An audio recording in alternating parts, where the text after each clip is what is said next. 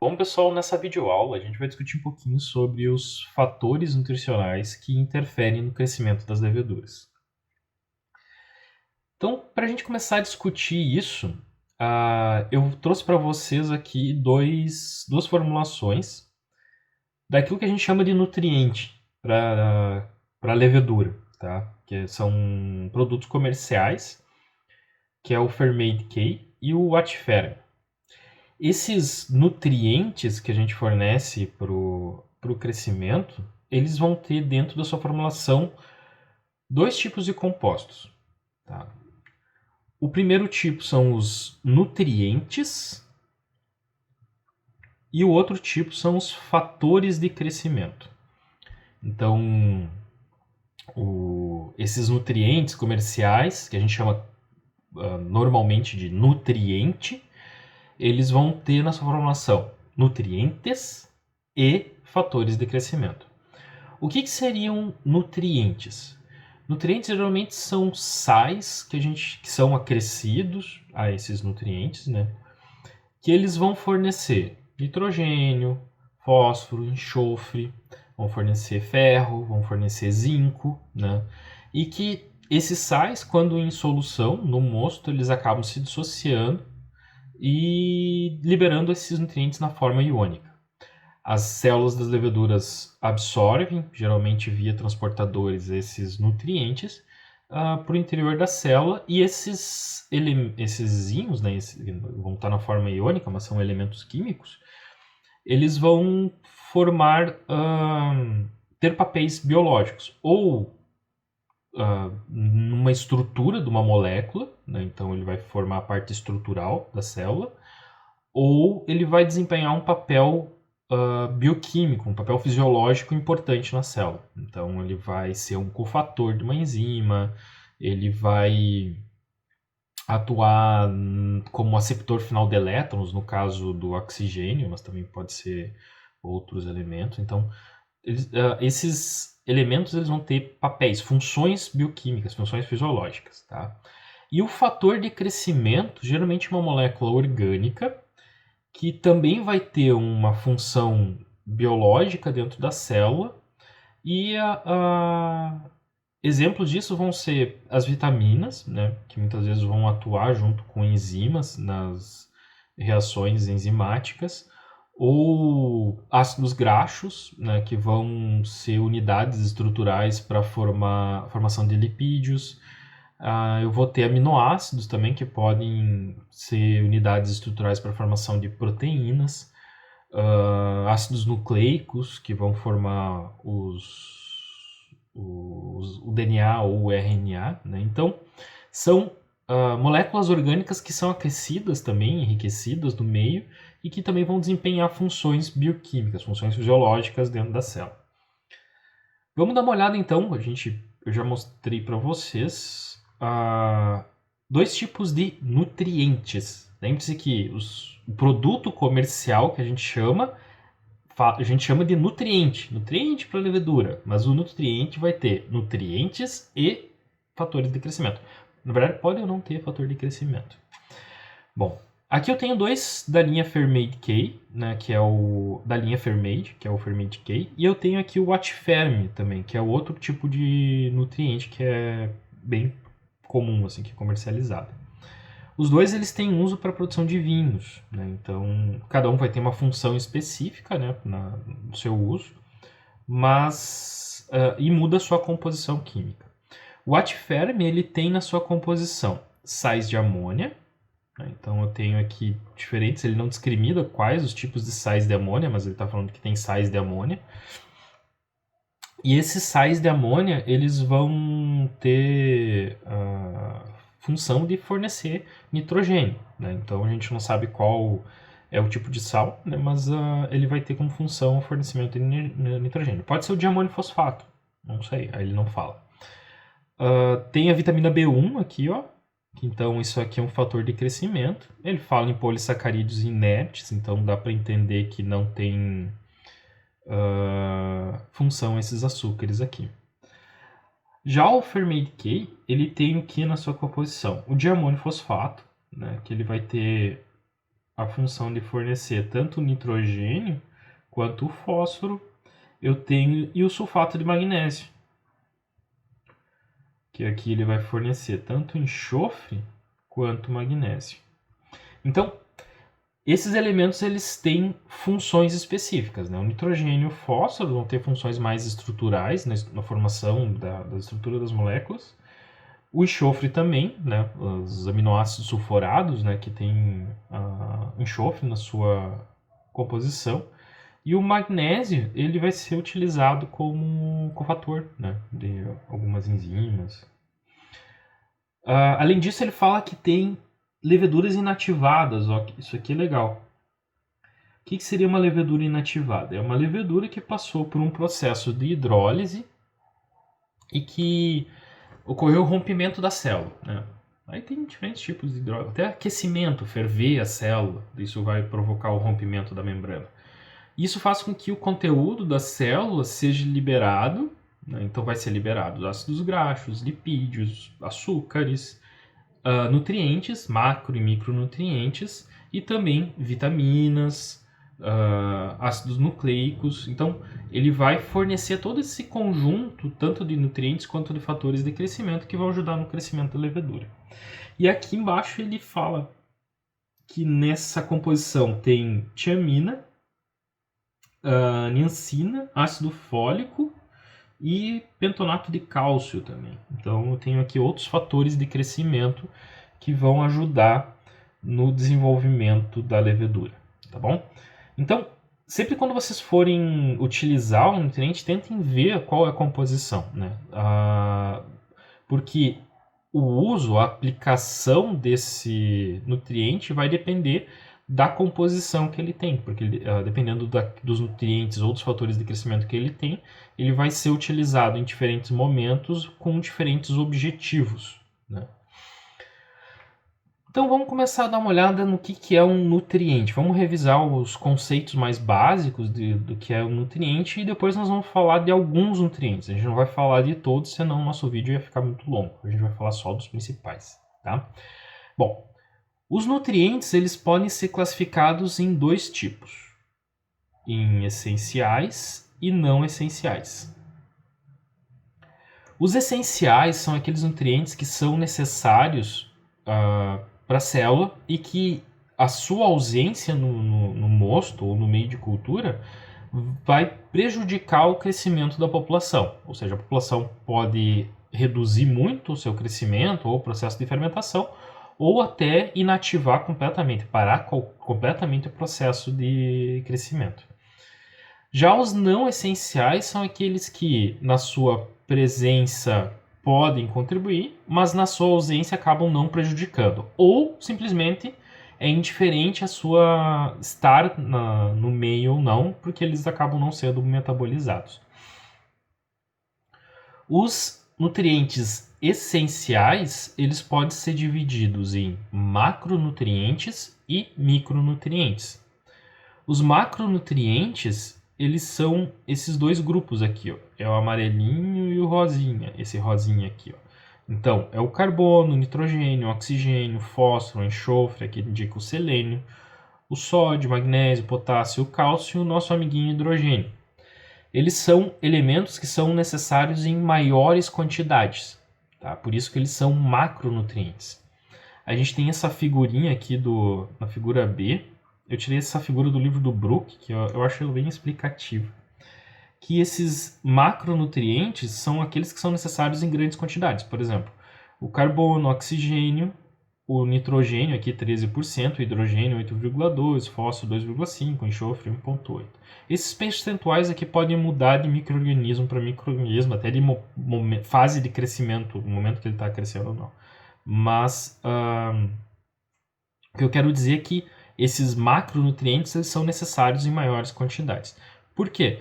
Porque eles vão ser componentes das macromoléculas, ou seja, eles vão ser utilizados para formar proteínas, né, o carbono e o nitrogênio, a formação de lipídios, formação de polissacarídeos, de lipopolissacarídeos e de ácidos nucleicos. Né? Então, esses macronutrientes eles são considerados macros porque eles são encontrados em grandes quantidades e eles são utilizados para formar a estrutura, o esqueleto, a estrutura dessas macromoléculas. Já os micronutrientes, eles são elementos que são tão importantes quanto na fisiologia do micro-organismo, porque em sua ausência o micro-organismo ou não vai crescer ou não vai ter os seus processos metabólicos feitos de forma correta, né? Então, esses micronutrientes, eles podem ser metais traço ou podem ser outros elementos não metais, mas que são necessários em pequenas quantidades para desempenhar funções bem específicas, né? Então, a gente tem aqui esse grupo dos metais traço e esses não metais, né, que são utilizados aqui em menores quantidades. Bom, eu estou trazendo aqui uma tabela para vocês também, no qual essa tabela ela agrupa os principais macro e micronutrientes que são encontrados nas células dos micro-organismos. Ela aponta quais são as fontes comuns no qual é fornecido esse nutriente via nutriente para a levedura ou meio de cultura para algum tipo de micro-organismo. E também ela relaciona a função bioquímica, a função fisiológica desse nutriente. Então, mas o que a gente pode observar aqui? Esses nutrientes, ou eles vão ter um papel estrutural, né? Então eles vão formar a estrutura de uma molécula, ao exemplo do carbono, do hidrogênio, do nitrogênio, do oxigênio, né? Que geralmente eles estão formando as estruturas dessas moléculas orgânicas, ou eles vão ter uma função fisiológica, um papel fisiológico. Geralmente os micronutrientes eles vão ter esse papel fisiológico e os macronutrientes vão ter um papel tanto estrutural quanto fisiológico. Então vamos dar uma olhada aqui, por exemplo, no fósforo, né? O fósforo, geralmente ele é encontrado, fornecido na forma de fosfatos, né? Então a gente tem um exemplo aqui, o diamônio fosfato, que é um sal que vai fornecer tanto nitrogênio quanto fósforo para o crescimento da levedura. E esse fosfato ele vai formar a estrutura tanto dos ácidos nucleicos quanto a porção fosfato dos fosfolipídios, mas também ele vai estruturar o ATP, né? Então ele vai ter função estrutural e essas moléculas vão ter funções biológicas, né, dentro da célula. Aqui o oxigênio, né, então além de formar a estrutura de várias moléculas, né, tipo alguns ácidos orgânicos, os ácidos graxos, né, sempre vai ter um oxigênio ali na estrutura da molécula, mas também ele vai ser um aceptor final de elétrons no processo de respiração, então ele vai ter um papel fisiológico, metabólico, e ele vai ser utilizado também para síntese de ergosterol e de ácidos graxos, como a gente viu no vídeo passado, né? Então o oxigênio vai ter um papel tanto estrutural quanto um papel fisiológico. Eu não vou falar de todos os nutrientes, até para o vídeo não ficar tão longo, né? Porque, mas eu vou no material que eu estou disponibilizando para vocês, ele tem o papel, a função biológica e a principal fonte de todos esses nutrientes que eu estou trazendo para vocês, né? Então eu sugiro vocês darem uma lida, dar uma estudada nisso. Na disciplina de hoje, na aula de hoje, eu vou trabalhar com vocês o carbono, o nitrogênio e o zinco. Por quê? Porque são exemplos de macro e micronutrientes que geralmente vão estar presentes na formulação desses nutrientes que são fornecidos, e se eles estiverem em deficiência no mosto, eles vão prejudicar tanto o crescimento quanto o processo de fermentação. Tá? Então vamos falar um pouquinho sobre o carbono. O carbono ele vai ter como fonte de açúcar, os açúcares presentes no mosto. E esse perfil de açúcares, os tipos de açúcares, né, presentes no mosto, ele vai depender da fonte da onde nós estamos produzindo esse mosto. Ou seja, Se eu tiver um mosto de uva, o perfil dos açúcares, claro, vai mudar de acordo com o tipo de uva, a concentração desses açúcares, mas geralmente ele vai ser formado por glicose, frutose e sacarose. Se a gente vai pegar o mel também ele vai ser formado tanto por glicose, frutose e sacarose, mas vão ter outros açúcares presentes que depende do tipo de flor que esse mel foi tirado o néctar e o pólen para a formação do mel pela abelha, o tipo de abelha, né? Então vai ter outros açúcares que vão ser formados na produção do mel. Já o mosto da cerveja, a gente discutiu um pouquinho isso numa das aulas, nossa, acho que foi na primeira ou segunda aula, agora não lembro, sobre o processo de mosturação, né? Então, o tratamento que é feito para ativar as enzimas presentes nos grãos ali da cevada ou do grão que a gente está fazendo o mosto da cerveja.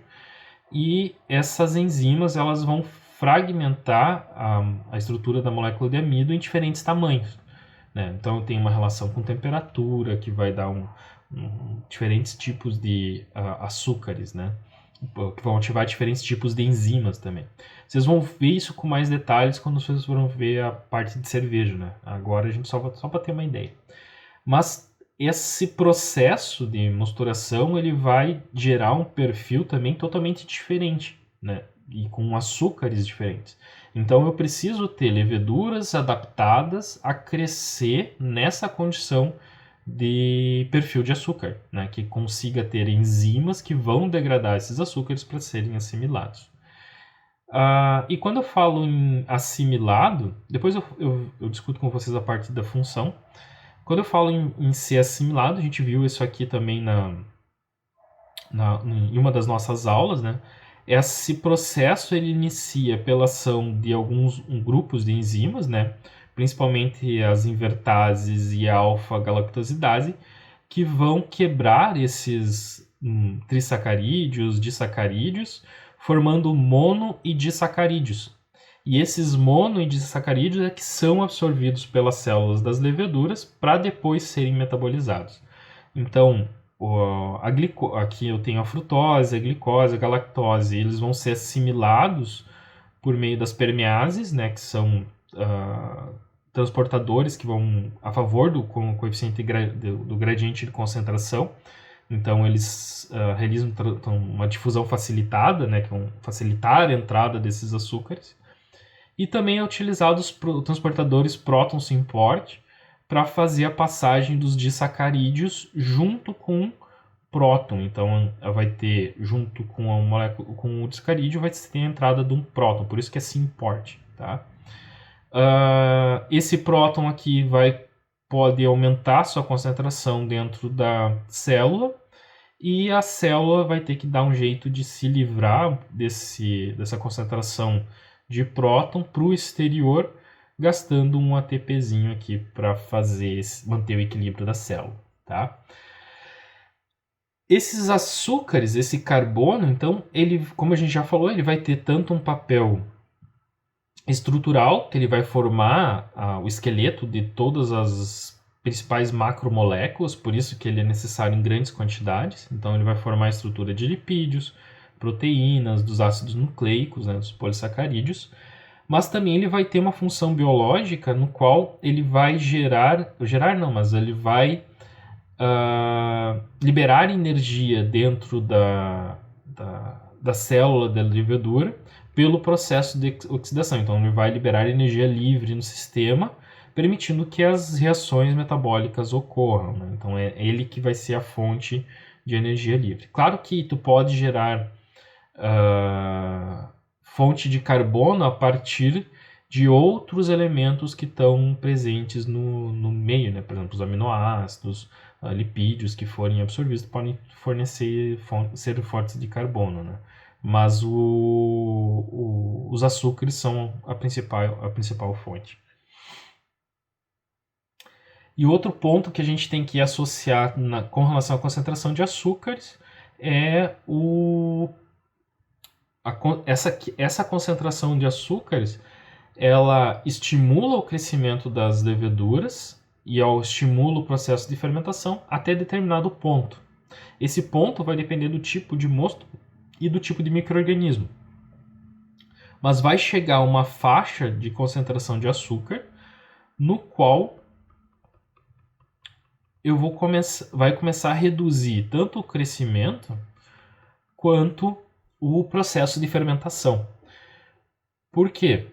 Porque a solução do mosto ela vai passar de ser uma solução isotônica, no qual eu tenho um equilíbrio na concentração de água, de açúcares dentro e fora da célula, e eu tenho uma passagem equilibrada de água dentro para fora da célula, de fora para dentro da célula, e eu torno o mosto uma solução hipertônica, no qual eu vou ter perda de água pela célula, podendo chegar a um ponto que a célula entra em plasmólise. Né? Então, provavelmente vocês já viram isso nas disciplinas de fisiologia que vocês fizeram na vida de vocês. Até no segundo grau a gente estuda isso.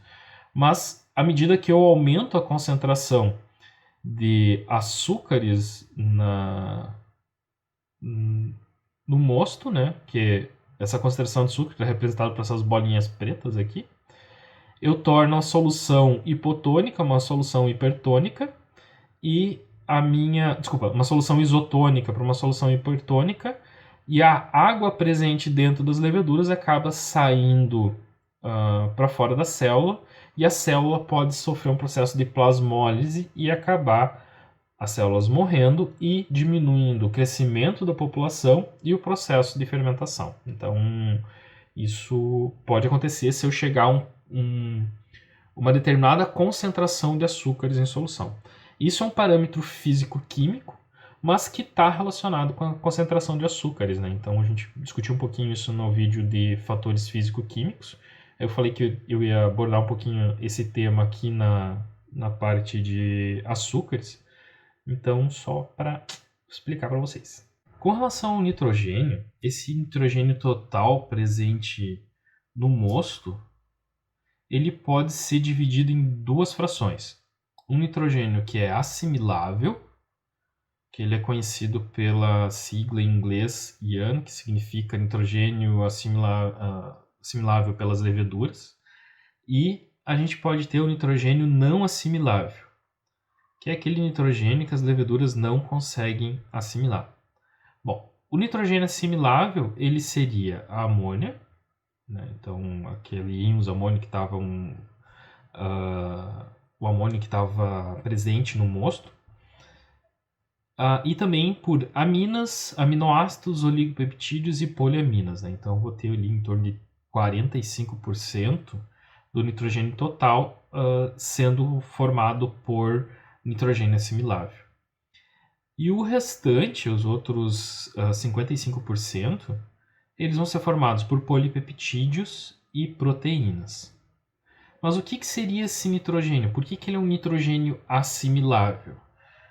Porque na membrana plasmática das leveduras, eu vou ter transportadores, né, que vão conseguir trazer esses nutrientes para dentro da célula. Então, eu não tenho transportadores para proteínas inteiras, moléculas de proteínas inteiras, porque elas acabam sendo muito grandes, elas precisam ser quebradas de alguma forma. Então, tem que passar por um processo enzimático para que eu tenha pelo menos um polipeptídeo, uma pequena sequência de aminoácidos, né?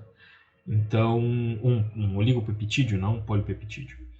Então, ele é considerado o nitrogênio assimilável porque eu tenho na estrutura da membrana transportadores que conseguem assimilar essas formas diferentes de nitrogênio para o interior da célula. Então, eu vou ter transportadores aqui de amônio, né? Eu tenho transportadores de aminoácido, então tem um conjunto de transportadores que vão conseguir levar aminoácidos. Eu tenho aqui para peptídeos, né, di e tripeptídeos. Aqui eu tenho para oligopeptídeos. Aqui eu tenho mais um conjunto de transportadores de aminoácidos. Deixa eu ver. Poliaminas aqui, ó. Aqui não tá absorvendo, aqui ele tá mandando para fora da célula. Aqui um transportadores de ureia, né? Então a célula consegue assimilar a ureia também. Então eu tenho diferentes tipos de transportadores e que esses diferentes tipos de transportadores vão dar essa característica desse nitrogênio que é assimilável.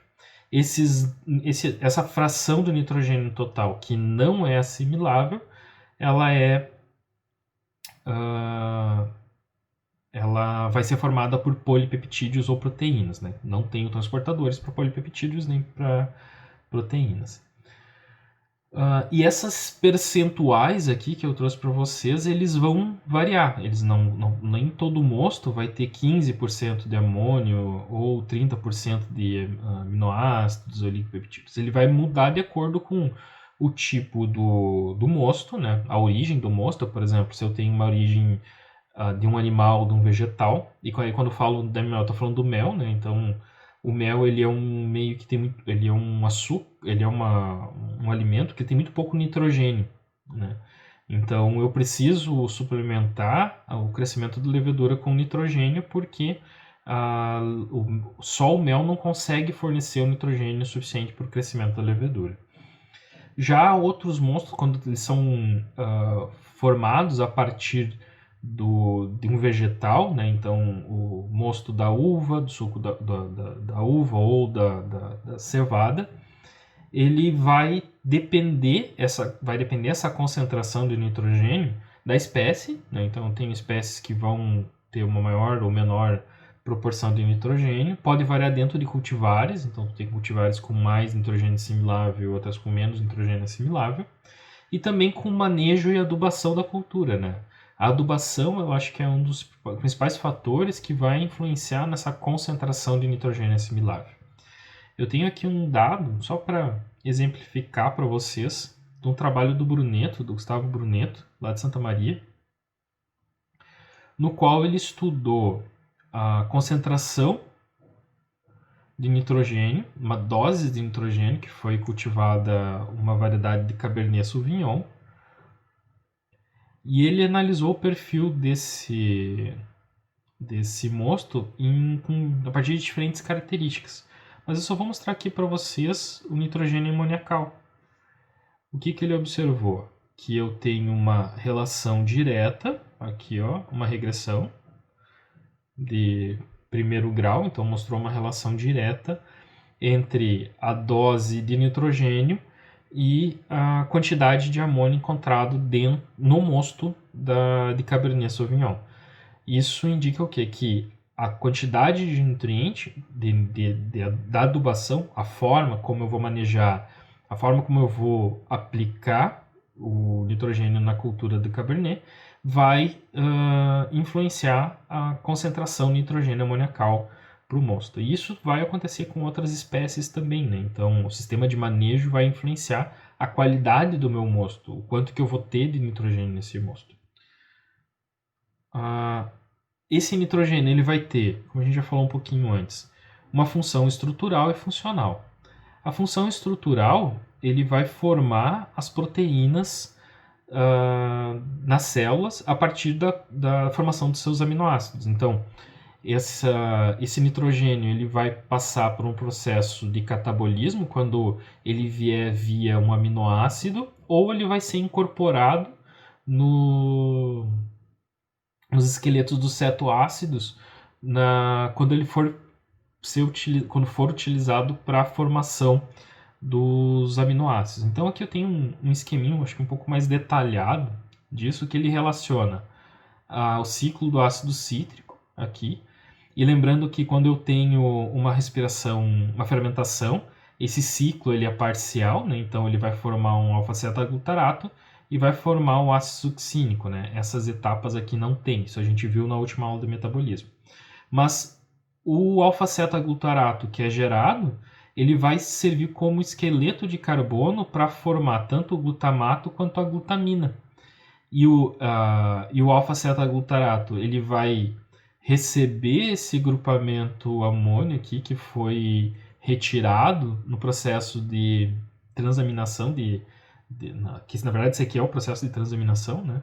Mas que ele foi retirado dos aminoácidos que foram absorvidos pela célula ou via entrada de amônio também, e vai ser incorporado no alfa-ceta-glutarato para formar um conjunto de aminoácidos, né? Ou o glutamato vai ser utilizado como precursor da glutamina para formar outro conjunto de aminoácidos e também formar as purinas e as pirimidinas. Tá? Aqui eu tenho as duas enzimas, né, que é a glutamato desidrogenase, aqui, ó, e aqui eu tenho a glutamina sintetase, que está aqui. Deixa eu só indicar vocês no texto aqui. Ó. E aqui. Que vão regular o processo de formação de aminoácidos. Tá? Então, tanto os aminoácidos que são absorvidos, né, pela levedura por diferentes transportadores aqui, quanto o amônio também, que é assimilado, eles vão ser incorporados nas moléculas de glutamato e glutamina para a formação de aminoácidos. Tá? E existe uma relação entre a formação de álcools superiores e a dose de nitrogênio. A gente tinha visto que existe uma relação entre temperatura e formação de álcools superiores, né, que existe essa relação, porque tu aumenta a demanda, ou à medida que tu aumenta o crescimento celular com o aumento da temperatura, tu vai aumentar a síntese de álcools superiores. Mas essa relação também vai ocorrer com a medida que eu tenho um aumento na concentração de nitrogênio. Claro que tem um padrão de quantidades ali, mas eu tenho um aumento na concentração de álcool superior à medida que eu aumento a quantidade de nitrogênio na célula. Tu vai ter um aumento no processo de transaminação e vai ter um aumento na formação de alfa-ceta-ácidos, e com isso eu tenho um aumento na produção de álcools superiores. Tá? Eu tenho essa revisão aqui, eu disponibilizei para vocês já na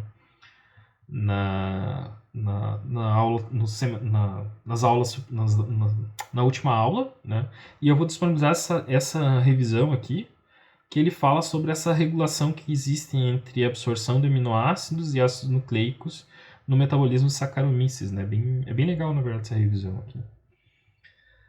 E esse nitrogênio que foi assimilado, ele vai ser eliminado pela levedura dentro do ciclo da ureia. Também é uma rota bem comum também que ocorre até com a gente, né, na forma de nossa eliminação do nitrogênio.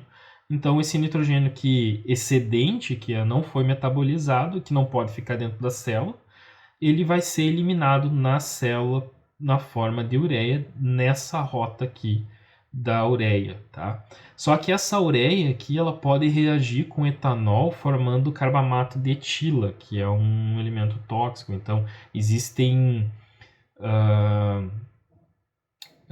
limites legais para essas quantidades de carbamato de metila que são produzidos, e que isso também vai ter relação com a quantidade de nitrogênio que for aplicada, né? Então, isso denota o quê? Que é importante a gente saber quanto de nitrogênio eu tenho na minha célula. Então, eu preciso ter essa noção de quanto de nitrogênio tem no meu mosto para que eu possa estimar a quantidade de nitrogênio que vai ser aplicada. Então, é importante ter essas informações. Eu sei que muitas vezes não se é quantificado isso, mas isso ajudaria até para dizer o quanto de nutriente seria colocado no processo de fermento, pro crescimento da levedura, tá? Bom, as fontes de nitrogênio, então, como a gente viu, eles podem ser uma fonte na forma de sais, né? Então, eu posso fornecer na forma de sais de amônio, por exemplo, de amônio fosfato, sulfato de amônio e disulfito de amônio, né? Que são as principais formas para fornecer o nitrogênio. E também ele pode ser fornecido uma fonte orgânica, no qual eu tenho as leveduras hidrolisadas, né? A gente viu ali no Ferment Cake tem a levedura liofilizada, né? Então, a levedura liofilizada não, a levedura inativada que eles colocaram ali no rótulo. Então, seria essa levedura como uma fonte orgânica de nitrogênio. Mas o que ele vai estar fornecendo? Aminoácidos, aminas, oligopeptídeos e poliaminas, né? Então, por isso que geralmente esses nutrientes que têm sais de amônio e tem uma fonte orgânica, eles dizem que tem muito nitrogênio assimilável, né? Tem muito IAN, né? Eu tenho muito IAN, né? Então, que é esse nitrogênio que é assimilável. Tá bom, pessoal? Então, os metais traço, eles são nutrientes que são exigidos em menores quantidades pela levedura e eles geralmente estão presentes numa quantidade suficiente no mosto, né? A maioria dos micronutrientes não são necessários serem suplementados no mosto, salvo algumas exceções, que é o caso do zinco, por exemplo, que vocês vão... O zinco e o manganês, na verdade, é bem comum ter uma suplementação de manganês. Mas o zinco também a gente encontra bastante na formulação desses nutrientes, porque o zinco ele vai atuar junto com a álcool-desidrogenase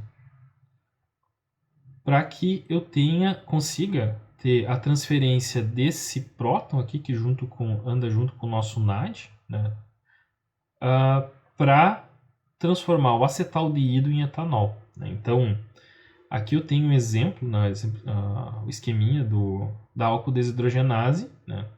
E aqui eu tenho o zinco presente na álcool-desidrogenase. E o zinco vai permitir que eu tenha transferência de um próton e eu permita também que ele transfira outro próton para que eu transforme o acetaldeído em etanol. Então, se o meu meio, o mosto, ele não tiver zinco suficiente, ele tiver uma baixa concentração de zinco, isso pode ser limitante para o processo de fermentação e, consequentemente, também para o crescimento celular. Então, se o meu mosto tiver uma baixa concentração de zinco, isso pode acabar sendo limitante para o desenvolvimento da levedura. Bom, com isso a gente termina os nutrientes e agora a gente vai falar um pouquinho sobre os fatores de crescimento. Bom, pessoal, então o que são os fatores de crescimento? Os fatores de crescimento eles são compostos orgânicos que são necessários pelas células em pequenas quantidades. Por quê? Esses compostos eles vão desempenhar papéis específicos no processo fisiológico. Geralmente as células das leveduras produzem esses fatores de crescimento.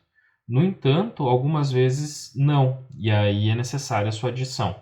E também quando eu tenho a adição desse composto, mesmo tendo essa célula ter a capacidade de fazer a síntese desses fatores de crescimento, isso pode estimular o crescimento das leveduras e também na formação de álcool. Para as leveduras, os principais fatores de crescimento eles são as vitaminas, o acetaldeído e o ácido pirúrvico, e os esteróis e os ácidos graxos de cadeia longa. Geralmente esses fatores de crescimento eles são fornecidos na forma de extrato de levedura, mas pode ocorrer o caso de eu ter enriquecimento do nutriente comercial com essas moléculas de acetaldeído, pode ter adição de ácido graxo de cadeia longa, pode ter adição de diferentes vitaminas, né? Então, tu pode ter um enriquecimento além do extrato de levedura presente. Então vamos dar uma olhada em cada um desses fatores de crescimento. Primeiro vamos começar com as vitaminas. Vamos dar uma discutida como é que é o papel biológico dessas vitaminas. Bom, quais são as principais vitaminas que tem que estar presente no mosto? A biotina, que é a vitamina B7, a piridoxina, que é a vitamina B6, a tiamina, que é a vitamina B1, e o ácido pantotênico, que é a vitamina B5. Além disso, tem que estar presente a nicotinamina, que é a vitamina B3. Tá? Então, no mosto tem que estar presente esse conjunto de vitaminas. Bom, a biotina ela vai atuar em reações de carboxilação e descarboxilação, sendo que ela tem um papel importante na formação do oxalacetato, na formação do oxalacetato a partir do piruvato. Então, ela vai mediar o processo de carboxilação junto com a piruvato carboxilase. Ela vai atuar como cofator da piruvato carboxilase. Então, se eu não tenho a formação de oxalacetato por deficiência de piruvato, isso vai me interferir tanto nos processos de fermentação quanto no processo de divisão celular. Por quê? Porque o oxalacetato ele é precursor dos aminoácidos. Então, se eu não tenho aminoácido se eu não tenho oxalacetato, eu não vou ter a formação de aminoácidos e isso vai interferir na formação de enzimas e vai prejudicar todos os processos metabólicos de crescimento, consequentemente vai interferir no crescimento e na fermentação. O período crítico para a adição dessas vitaminas da biotina é durante o período de crescimento, que é o período que tem a maior necessidade da adição desse nutriente. Então, ele tem que estar presente durante o período de divisão celular. Bom, aqui é a representação de como funciona, né? Então, aqui eu tenho um esqueminha da piruvato descarboxilase, aqui então ele mostra a estrutura da piruvato carboxilase. E eu tenho a biotina, né? Então eu tenho a estrutura aqui da biotina, um braço dela ligado num sítio e o outro braço da biotina ligado no outro sítio. E ela vai fazer o quê? Vai fazer a incorporação a partir de um ácido carbônico ou de um bicarbonato, geralmente uma fonte de carbono que eu vou ter presente no citosol, e ele vai fazer a incorporação desse carbono na estrutura do piruvato. Então eu vou ter essa reação de incorporação.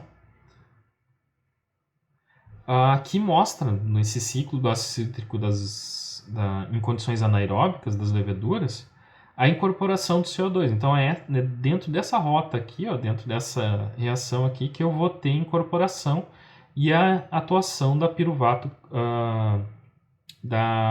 carboxilase e da ação da enzima biotina, da vitamina biotina e da enzima piruvato carboxilase. Eu estou me confundindo todo. Bom, se eu não tenho essa formação, se eu não tenho essa reação, caso tenha uma deficiência no meio, eu não vou ter biossíntese de oxalacetato. Isso vai me interferir no quê? Na formação de pirimidinas, né, porque ele vai ser precursor para a formação de pirimidinas, nicotidamina e espermidina. Né? Então, eu não vou ter a biossíntese de ácidos nucleicos, por exemplo, das pirimidinas. E se eu não tenho a formação do oxalacetato, não vou ter a formação do alfa-cetoglutarato. E isso vai interferir na formação de glutamina e glutamato e não vou ter a síntese de aminoácidos. Então, a deficiência de biotina ela vai interferir na formação das enzimas e das proteínas. A piridoxina ela atua no processo de transaminação. Né? Então, lembre-se quando a gente estava discutindo a formação dos álcools superiores, a formação dos aminoácidos, que eu tenho uma reação ali que eu vou ter a glutamato desidrogenase e a glitamina sintetase, no qual eu vou ter a transferência de um grupamento amina, tem a transferência dessa amina para cá, de um aminoácido que foi absorvido pela célula e está no citosol, ele vai transferir esse grupamento amina para piridoxina, e essa piridoxina vai, junto com as enzimas ou a glutamina sintetase e a glutamato desidrogenase, transferir para um novo cetoácido. Transferindo para um cetoácido formando um novo aminoácido. Então, se eu tenho deficiência de piridoxina, ele também vai promover uma deficiência na formação de aminoácidos. Então, vai prejudicar o crescimento celular e o processo de divisão celular. E o período crítico, da mesma forma da biotina, o período crítico para a adição e para a presença dessa vitamina é também na fase de crescimento, porque é o período que vai ter uma maior demanda dessa vitamina. Aqui nessa figura, ela mostra o processo de transaminação, né? Então aqui eu tenho a transaminação desses aminoácidos aqui e a incorporação do grupamento amina no alfa-cetaglutarato, formando o glutamato, e esse glutamato sendo precursor de outros aminoácidos. E aqui eu tenho o glutamato recebendo o grupamento amina, formando glutamina, e essa glutamina também sendo o precursor de outros aminoácidos aqui.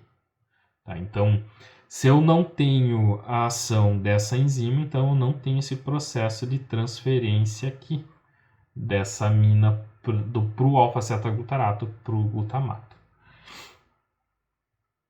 E, consequentemente, né, então, se eu não tenho a síntese de alfa-cetaglutarato, eu não vou ter síntese de aminoácidos e, consequentemente, vai interferir no crescimento das leveduras.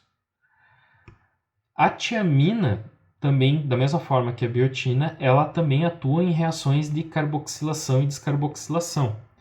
No entanto, ela vai interferir num processo bem específico, que é no processo de descarboxilação do ácido pirúrvico. Aqui, ó. Então, a tiamina ela vai ser cofator da piruvato descarboxilase e vai fazer com que ocorra o processo de descarboxilação para a formação de acetaldeído. E, posteriormente, o acetaldeído vai ser utilizado para a biossíntese de etanol. Então, se eu tenho uma deficiência de tiamina no mosto, eu não vou ter a formação desse acetaldeído e vai me interferir no processo de formação de etanol. Eu não vou ter o acetaldeído como receptor final de elétrons, do NAD, e eu também não vou ter esse processo de oxidação do NAD. Né? Então, o NAD não vai se oxidar, então isso vai interferir no quê? Todo o processo de fermentação, no processo de formação de glicerol e na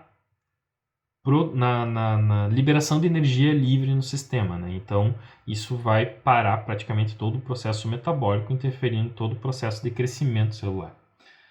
Aqui mostra como ocorre essa transformação, essa descarboxilação do piruvato. Né? Eu tenho aqui a estrutura da tiamina pirofosfato, no qual a tiamina tem um anel de enxofre aqui, ó. Esse anel aqui, que ele vai ter esse carbono aqui, que vai ser o carbono reativo. E esse carbono que vai interagir com o piruvato para que ocorra a descarboxilação e formação do acetaldeído.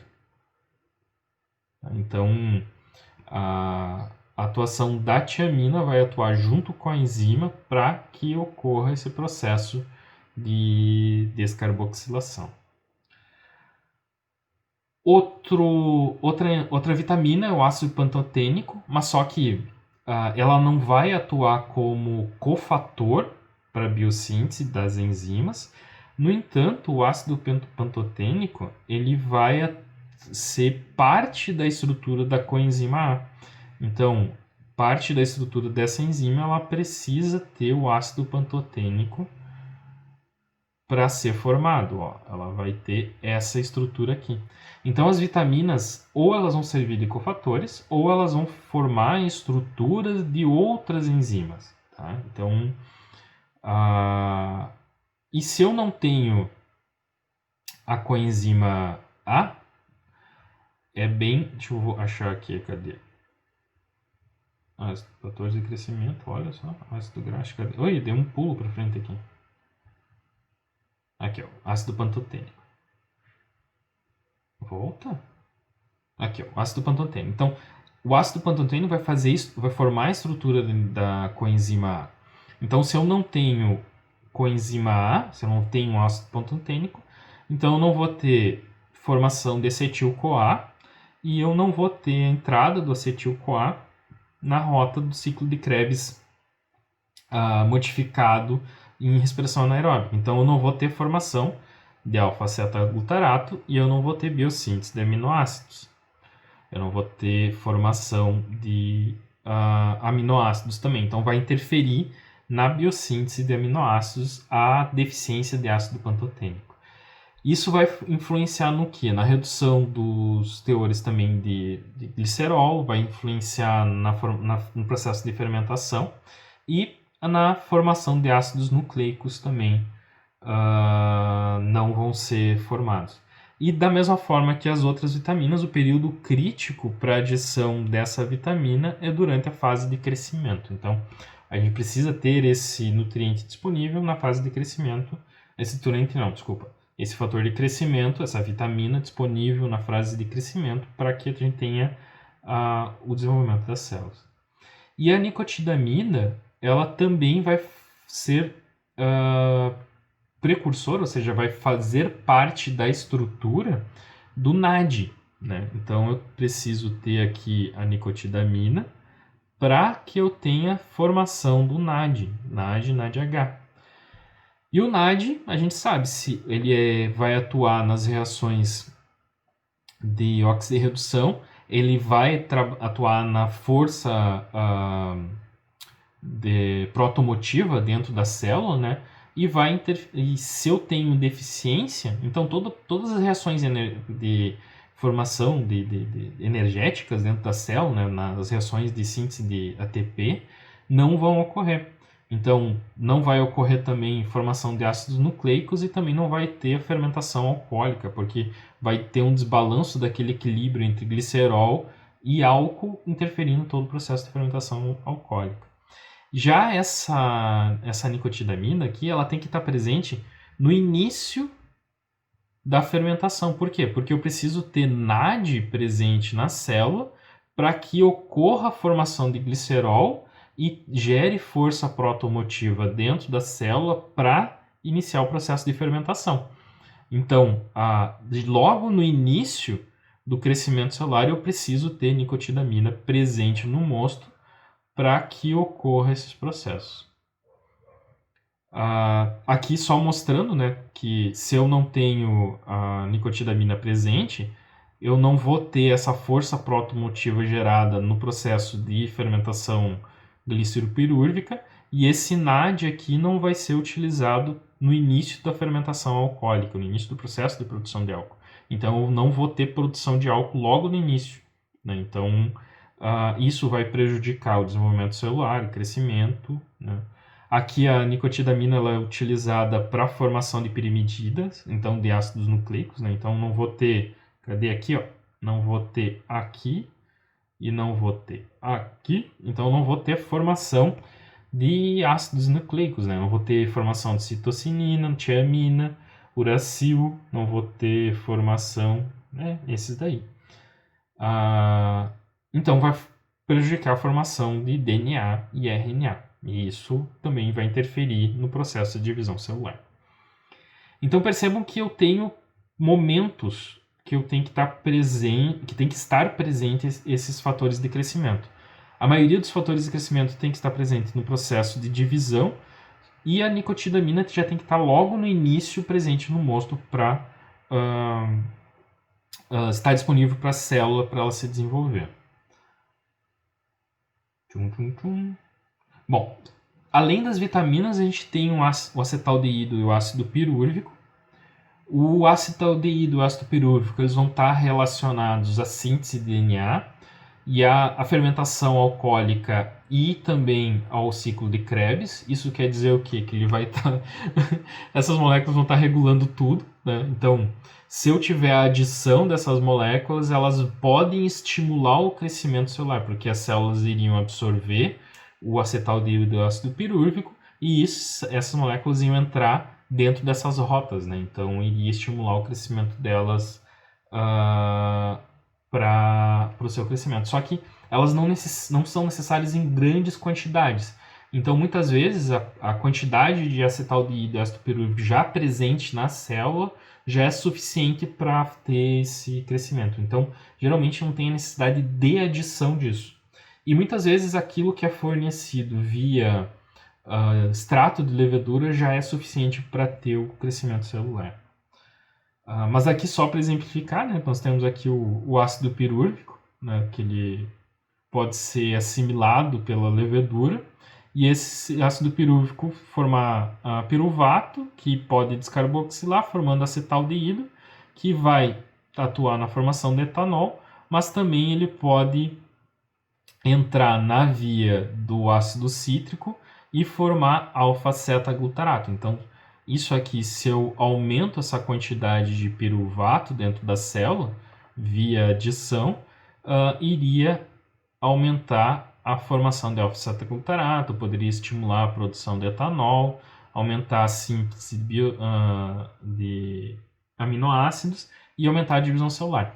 Só que essas quantidades geralmente não são poucas, né? E não seria... como tu tem bastante açúcar no mosto, então ela não é tão dependente. Então tu não tem tanta resposta à adição de ácido pirúvico e acetaldeído se eu for adicionar no mosto. Com relação aos esteróis e os ácidos graxos, né? Então a gente já viu isso bastante nessas últimas videoaulas.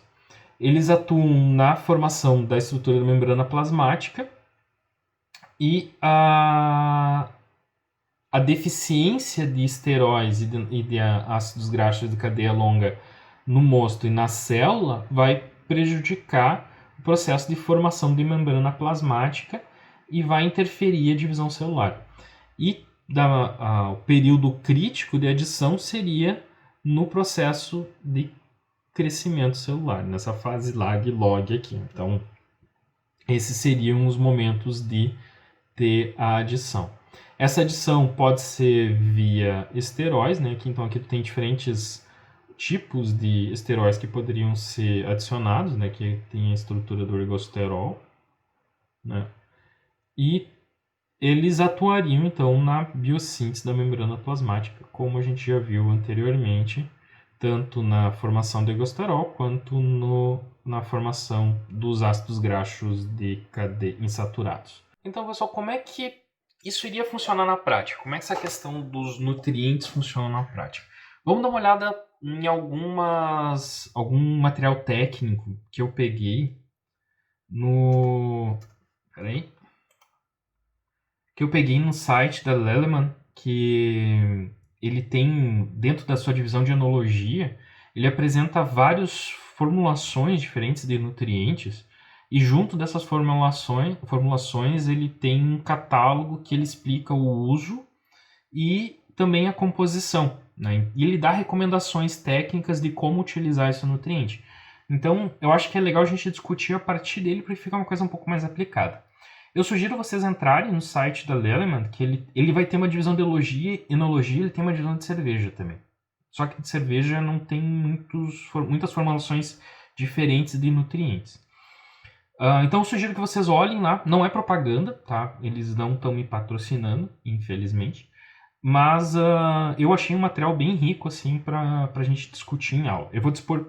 então eu tenho um linkzinho aqui, ó. Então aqui tem um linkzinho, caso vocês queiram achar esses catálogos e procurar, fiquem à vontade. Bom, eu peguei como exemplo o Fermade A, que é da linha Fermade, porque eu achei dentro dos catálogos aquele que estava mais completo as suas informações e iria enriquecer a nossa aula. Bom, então se a gente for olhar aqui o catálogo, a gente vai identificar a composição dele. Então, ele vai ter o objetivo, por que ele vai ter essa formulação. Ele tem como objetivo um arranque na fermentação das leveduras, tomando preferencialmente acima de uma... Então, ele está associado ao início da fermentação para estimular o arranque, para aumentar a divisão celular. Quando fala, eu vou ter um arranque na fermentação, é estimular a divisão celular, estimular o crescimento e o processo de fermentação. E o que tem na composição? Bom, ele tem aqui, discrimina o que ele vai ter na composição. Ele vai ter leveduras inativas, né? Então, que vai fornecer aminoácidos, esse AAA, aminoácidos, vitaminas, né? Então, das vitaminas, o ácido pantotênico, a biotina, o ácido fólico, a riboflavina e alguns minerais essenciais, como magnésio e zinco. Viram que eu falei que o zinco e o magnésio, geralmente, eles estão nessas composições e que essas esses promotores de crescimento, eles são fornecidos via leveduras inativas, que passaram por algum processo de hidrólise. E aqui tem os diferentes aminoácidos que a gente trabalhou em aula agora, a gente discutiu um pouquinho. Aqui eu tenho o fosfato de amônio, né? Então que ele vai ser um nutriente que vai fornecer fósforo e enxofre, e também eu tenho o sulfato biamônico, né? Então ele vai estar fornecendo enxofre e nitrogênio, que vai aumentar o teor do nitrogênio assimilável pelas leveduras. Lembre-se que ele é assimilável porque eu tenho transportadores nas membranas que vão permitir a entrada desses nutrientes. E eu também tenho aqui a tiamina, né, que é a vitamina B1, que vai estar relacionada ao processo de fermentação e a descarboxilação do piruvato, né, para a formação do do cetoácidos, né? Então eu tenho então todos esses nutrientes que eu falei, lembra que eu falei que todas essas vitaminas e esses promotores de crescimento, essas vitaminas, elas teriam que estar disponíveis no início da fermentação, né? Então logo no período inicial. Ela é aplicada para fermentações lentas, que eu tenho alguma dificuldade no arranque. Então, esses nutrientes eles vão tentar resolver todos os problemas nutricionais, fornecendo vários, tanto vitaminas quanto minerais, nutrientes minerais que vão estimular o crescimento e a divisão celular das leveduras, como a gente viu antes no vídeo. Então aqui ele apresenta um gráfico no qual ele indica a quantidade que tem que ser adicionado, né, 40 gramas por hectolitro. Geralmente essa quantidade ela varia pouco. Claro que depois eu vou explicar uma coisinha aqui embaixo. E a adição tem que ser feita quando eu tiver 1/3 da fermentação alcoólica. Ou seja, se eu tenho aqui uma curva de crescimento, né, então eu tenho que estar 1/3 do período de divisão celular. Lembre-se que a fermentação alcoólica coincide também com o período de crescimento celular. E a adição vai acelerar o processo de divisão celular e também acelerar o processo de fermentação. Então, por isso que esse nutriente ele é utilizado para melhorar o arranque e aumentar o número de células e o processo de fermentação, né? Então, eu tenho que utilizar ele quando eu tiver 1/3 da fermentação alcoólica. E o legal é que nessa recomendação, ela faz o que muitas vezes não é feito nessa recomendação de nutriente. E muitas vezes também não é feito nem esse tipo de análise para a produção de bebida alcoólica, que é determinar a quantidade de nitrogênio assimilável. Então, isso eu acho que é um passo interessante, que deveria ser feito, mas não tem muita rotina para isso, na verdade. Mas, com base na concentração do nitrogênio assimilável, tu ia fazer a recomendação da quantidade de nutriente a ser adicionada. Então, se no mosto eu tivesse uma quantidade menor que 150 mg por litro, isso é no caso do mosto da uva, eu ia fazer uma adição de 20 gramas por litro no início da fermentação e 20 gramas por litro a 1/3 da fermentação. Então eu ia fazer duas aplicações. Logo no início da fermentação, para fornecer todos aqueles promotores de crescimento e nutrientes, e depois que passasse 1/3. Então eu dividi a aplicação em duas vezes. Se eu tenho uma quantidade de nitrogênio assimilável entre 150 e 250, eu iria diminuir a quantidade inicial do nutriente. Então eu ia aplicar não 40 gramas por hectolitro, mas eu ia aplicar aqui 35 gramas por hectolitro, sendo que eu aplicaria 15 gramas no início da fermentação e depois 20 gramas quando chegasse a 1/3 da fermentação. E se eu tivesse uma concentração superior a 250 mg, eu ia aplicar apenas de 20 a 30 gramas por hectolitro quando eu atingisse 1/3 da fermentação alcoólica. Ou seja, eu posso, e é interessante relacionar a quantidade de nutriente que eu vou aplicar no mosto com base nos dados do nitrogênio assimilável, para eu não ter um excesso de nitrogênio. Então, para não estimular muito o crescimento, para não estimular muito a formação de álcool superior e não mudar muito o perfil aromático. Além disso, nesse material ele mostra um perfil aromático com a aplicação desse nutriente, né? Então, como se ficaria esse perfil aromático com a adição desse nutriente? Aqui tem mesmo, mas o que eu quero... Então, o que a gente pode ver? Que a adição desses nutrientes geralmente vai estar relacionado a essa fase do crescimento. E eu vou parcelar essa dose no início da fermentação, então eu iria aplicar uma dose aqui, e quando eu atingisse mais ou menos 1/3 da fermentação alcoólica. Vamos dividir isso aqui em 3 partes, mais ou menos iguais. Então, quando eu tivesse 1/3 da fermentação alcoólica aqui, mesmo, então eu ia ter uma aplicação aqui no início e uma aplicação, aqui seria a minha primeira aplicação, e aqui eu teria a minha segunda aplicação do nutriente. Então, existem protocolos que a gente pode adotar para fazer a aplicação desses nutrientes.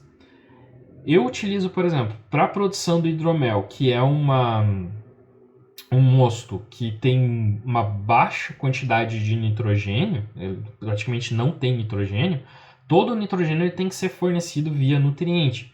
Então, eu tenho que fazer até 4 aplicações de nutrientes aqui. Então, é o que a gente fez no nosso hidromel que a gente produziu no início do ano. Como é que eu faço o protocolo? Geralmente eu trabalho com eu divido a dose que eu vou aplicar, né? Então eu calculo o equivalente, a recomendação geralmente é 40 gramas por hectolitro, então eu calculo a quantidade de nutriente com base no volume de hidromel que eu vou produzir, e eu divido ele em 5 frações dessa quantidade, essa massa de nutriente, sendo que eu vou aplicar 2/5 no início da fermentação, junto com a inoculação, 1/5 48 horas depois, mais 1/5 quando tiver 50% dos açúcares consumidos, ou metade do processo de fermentação, e mais 1/5 quando eu tiver 75% dos açúcares consumidos. E eu utilizo aqui no início o Fairmade K, né, que ele vai me fornecer mais extrato de levedura, então eu vou ter mais fatores de crescimento adicionados, e no final eu adiciono mais Fairmade O, que ele tem uma maior proporção de nitrogênio na forma de amônio. Então, para dar essa continuidade, porque vai chegar um ponto que vai se exaurir a quantidade de nutriente, e eu dou essa suplementada com o Fairmade O. Algumas vezes também eu adiciono extrato de levedura ou levedura inativada. O que eu faço? Eu pego levedura de pão, fervo em água, bem fervido, e eu adiciono essa água fervida junto no tanque de fermentação. Então ele vai fornecer também aminoácidos, vai estar fornecendo esteróis, vai estar fornecendo algumas vitaminas que não foram hidrolisadas pelo processo de cozimento. Tá? Então, mas geralmente a gente adota esses protocolos de aplicação. E o que eu quero dizer com isso? Que para cada tipo de bebida que vocês vão produzir, vocês vão ter que identificar quais são os protocolos de aplicação de nutrientes. E geralmente isso vai ser orientado por esses documentos aqui, por essas recomendações técnicas que vão vir junto com o nutriente. Então, vocês têm que seguir essa recomendação. Mas é válido essa aula de hoje porque a partir de agora vocês vão conseguir identificar a função de cada um desses nutrientes e também vocês vão começar a pensar nesses protocolos de quando aplicar e quando é necessário aplicar. Então a gente encerra aqui essa videoaula. A próxima videoaula a gente vai discutir então os métodos de contagem de leveduras, tá bom? Então até lá, pessoal. Bons estudos!